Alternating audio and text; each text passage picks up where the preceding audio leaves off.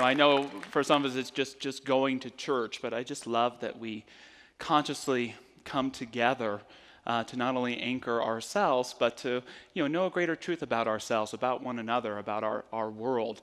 And it's something cool because hopefully we get something out of being here, but I just know that it benefits everyone around us too. So I'm so grateful to be a part of this spiritual community, and so glad you're here, and so glad I'm here this morning too. Richard Feynman was probably one of the greatest minds of the last century. He was a famous physicist. He worked on the atomic bomb, won a Nobel Prize, and he shares he shared a story often about a way his father taught him that got him into becoming a scientist. His father used to take him on nature walks through the mountains, and one day he wasn't with his dad, he was with another boy, and they're walking along, and the boy says, "Hey, do you know what kind of bird that is over there?" And Richard said, "I don't have any idea what kind of bird that is." "It's a brown-throated thrush. Your father doesn't teach you anything." But his father had taught him something. Walking through the mountains one day, he said, "Son, you see that bird over there? It's a Spencer's warbler." Feynman recalled that his father didn't actually know the name of the bird. But in Italian, it's a chudo lapidita. And in Portuguese, it's a bom da paella.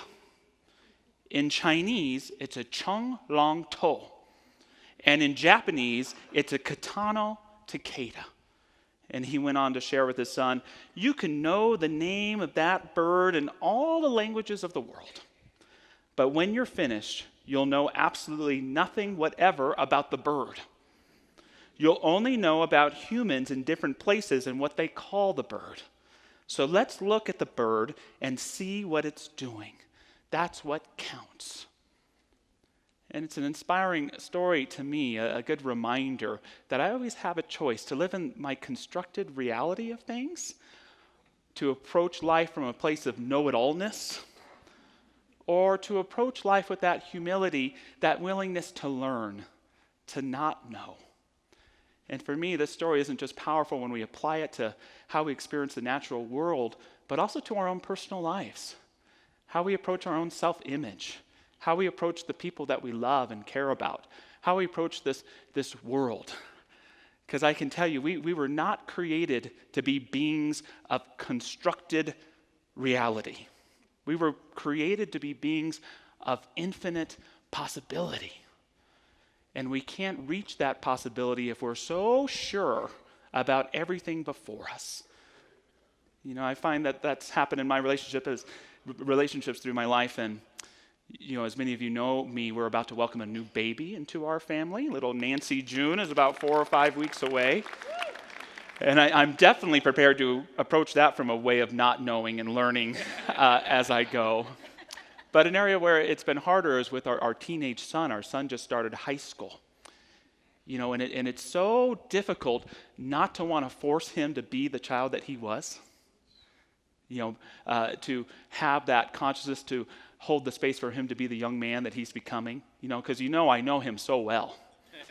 I know the cartoons he likes to watch. I know what kind of cereal he likes to eat. I know what he loves to do. I know he loves to spend time with his parents. Think again. It's a new day.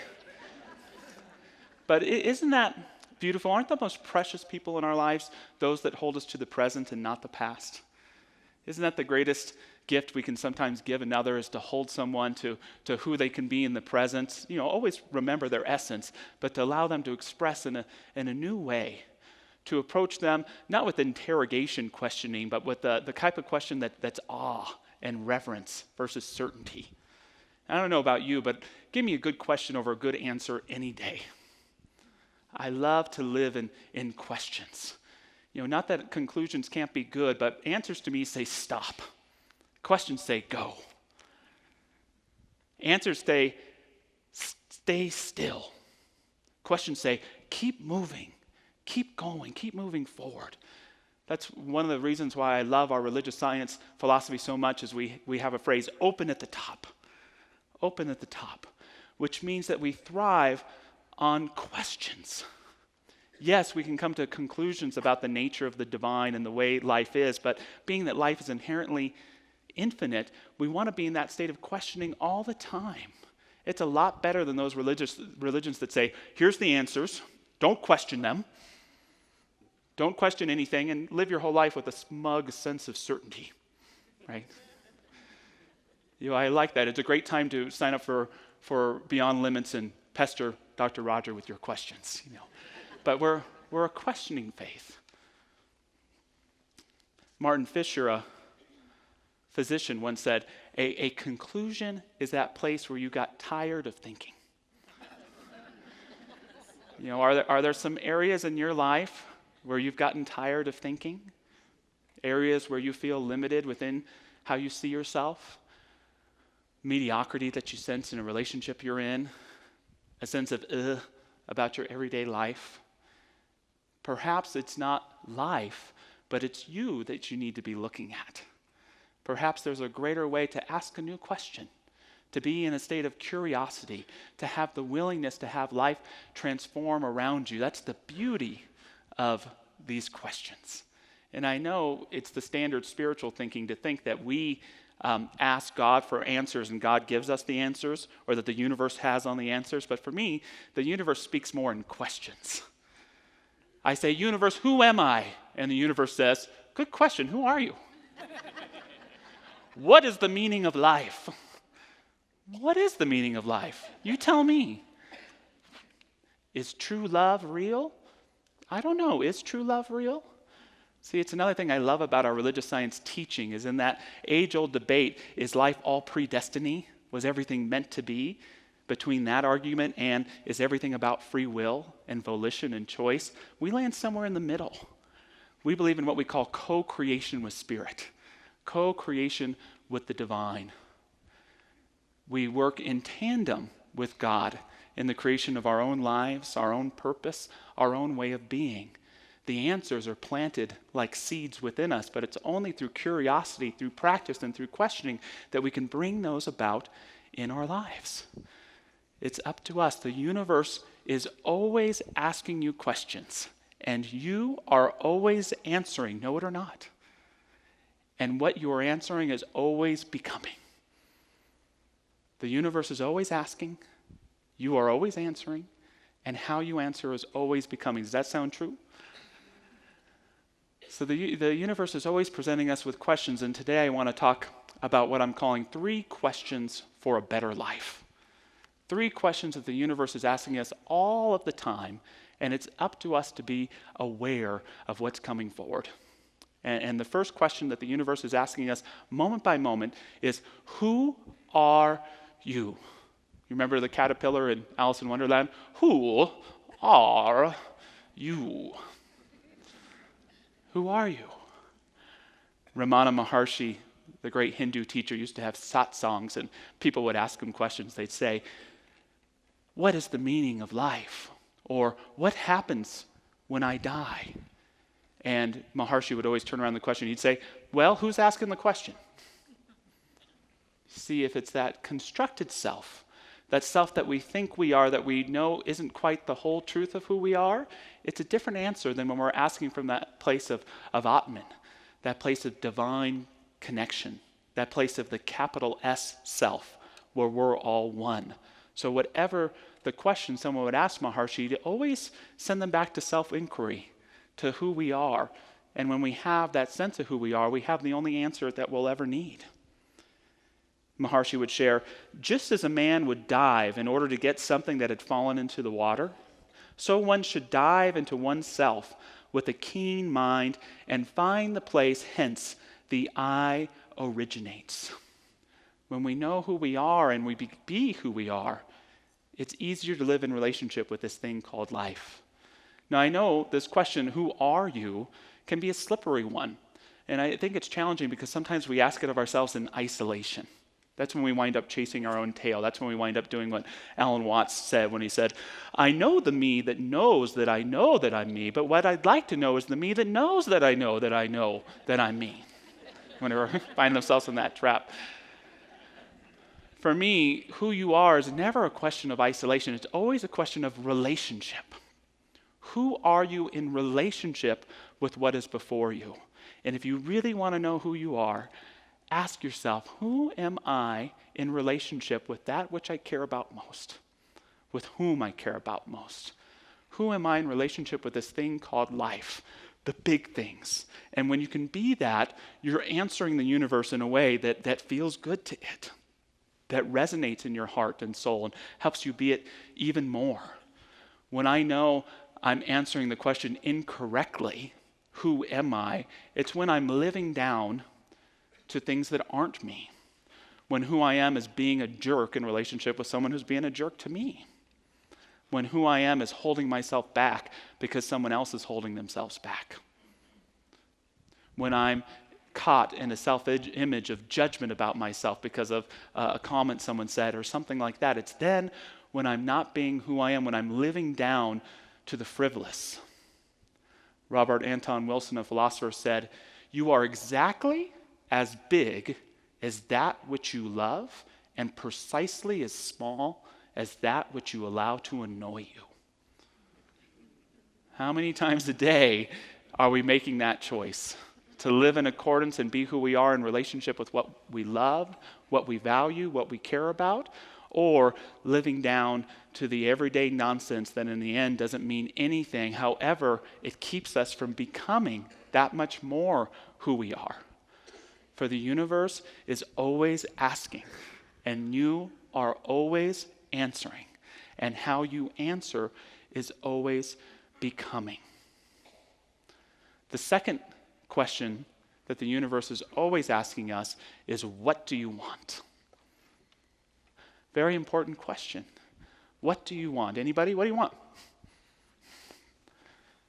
Chocolate chip ice cream, oneness, life. What do you want? And it's interesting because we live in such a materialistic society, and yet so many people struggle to really know what they want, much less to ask for what they want, much less to really receive what they want. But the universe is always wanting to know because it wants to co-create with us that life of our vision, that life that's in our heart to become. But we struggle sometimes. I mean, how many of you have been in a relationship where you've had the following happen perhaps several times? So, sweetheart, what would you like for dinner tonight? Oh, I don't know. Whatever you want's fine. Well, how about Mexican food? Mexican food sounds good. Nah. Not Mexican food. Well, what do you want? Oh, I don't know. Whatever you choose is fine. Even if you want Mexican, I'll find something on the menu that I can order. Well, there's a new Thai place that opened up down the street. How's that? Oh, I guess that'll be fine. An hour later, you're looking up from your green curry, and there's a look of disappointment on your partner's face. What's the matter? I think I really wanted Italian. You know? It's a silly example, but can it be an everyday one? You know, when you don't know what you want, you're kind of living in accordance with what someone else wants. You know, just like when you're not living your own life, someone else is living it for you. Just like when you're not thinking for yourself, someone else is thinking for you. Life wants us to know who we are and to know what we want and to be it. Doesn't mean you always get what you want. That's why in our teaching we say this or something better. You know, I want Brad Pitt and an unlimited shopping spree. You know, that or something better. You know, you never know what's gonna come up for you. But we have to learn that there's nothing selfish about knowing what you want. There's nothing greedy about asking for what you want. You're not taking away from anyone else's good when you embrace and receive what you want. That's what we were made to do, to have that clarity. And yes, we have to compromise. And yes, it never always works out the exact way that we wanted it to. But it doesn't mean that we shouldn't know what we want. And you can't get what you want until you know what it is. And you may have what you want and have no idea that you have it because you haven't taken the time to articulate what it is that you want, to receive it. Amanda Owens wrote a book called The Power of Receiving, and she talks about seeing a woman on the news after Hurricane Katrina really struggling. She was upset, but not for the reason you would think. Her despair was due to having to receive help. A proud woman who had worked 2 jobs for most of her adult life, she had never taken handouts from anybody, and her shame was apparent by her inability to look at the interviewer, by her downcast eyes. Her story is not unusual, although most of us are not run out of town by a flood. More familiar scenarios are an empty nest, a loved one's death, a lost job, the onset of a health crisis, or aging that brings a loss of independence and mobility. Whatever it may be, you have the right to know what you want, to ask for it, and to receive as much of it as possible. I like how Dr. Roger calls it, he says, no private good. That when we embrace and know our own good, it doesn't just benefit us, but everybody. And that's part of the richness of being. But sometimes we've stepped away from that. I had a great mentor and father figure in my life named Alan. And Alan looked at me when I was a teenager one day and I was struggling, and he said, Josh, you know what? No one does what they don't want to do. No one does what they don't want to do. Everyone does what they want to do. And I think I said something like, what the hell are you talking about?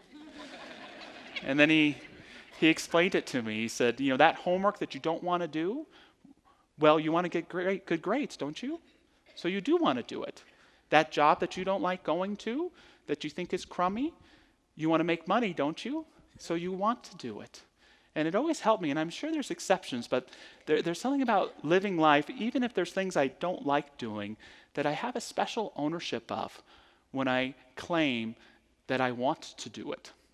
Because I'm building a greater vision for my life, because I'm wanting to demonstrate something better and meaningful as opposed to living on someone else's schedules, being a possession of somebody else's. I can own my life that way even when I'm not doing what I like to do, I'm still bringing it into relationship with what I want to be. Because the universe is always asking, and we are always answering, and how we answer is always becoming. I do love what Steve Jobs said. He said, I have looked in the mirror every morning and asked myself, if today were the last day of my life, would I want to do what I'm about to do today? And whenever the answer has been no for too many days in a row, I know I need to change something. When it's no for too many days in a row, we've given our life to something or someone else. And it's time to reclaim it by knowing who we are and knowing what we want. The third question that I think the universe is always asking us, which has been the most profound in my life, I articulate it as how can you best love? How can you best love? To sit in the morning and ask myself, how can I best love my wife today? How can I best love my son? How can I best love my church? How can I best love my country? How can I best love whatever is before me? And some great ideas happen. I frame the question this way because love for me is always a center in my life. I know I'm on course, even if I'm having a challenging day or a challenging time, if I'm living from a place of love. If I'm practicing love, I'm in center with myself. And I think that's the way the universe is asking us. It's always appealing to our highest self. It's always inviting a greater expression of your depth. And this question, how can I best love right now, has been so helpful in my life. It's wonderful, just like I said, when you're in meditation, but it can also be challenging. It's something else to be in an argument with my wife and to be really mad at one another and to pause, take a deep breath and say, how can I best love my wife right now? Or to have my son royally screw up in some way and be really angry and stop and say, how can I best love my son right now? It's hard to look at the news and see something you don't like going on and to stop and take a deep breath and say, how can I best love my world right now? It's not a warm and fuzzy thing to give love. Sometimes it takes a lot of courage. It takes a lot of courage to transcend that argument. It takes a lot of courage to stop the fight and show up and be intimate, be transparent, be vulnerable. It takes a lot of courage to show up with love if you have a fear of rejection. It takes a lot of courage to stand and know the truth when you're in a situation where it seems like everybody in the world's blind to it except you. So it takes courage to ask yourself that question, how can I best love in this moment? But for me, every time I answer that question and do what I do, it works. Every time. But it takes courage. There's a story I've always loved about a single father who gets laid off from work, and he picks up his 6-year-old daughter from school, and he brings her home, and he's so upset that he just sits directly on the bed and puts his hands over his face and just starts weeping. How am I going to pay the rent? What am I going to do? How am I going to support my child? And he's so caught up in himself that he doesn't realize he's left the door open, and his little girl can see him sobbing. What a frightening experience to see your parent lose control or be in that state of sadness or loss. And he's weeping still, and a few minutes later he looks up, and there's his little girl. And what is she doing? She's holding up a little glass of tap water that she got from the sink. And in that moment, the man's tears of fear turn into tears of love and of meaning. Does the glass of tap water solve anything? No, yet in that moment, it means everything.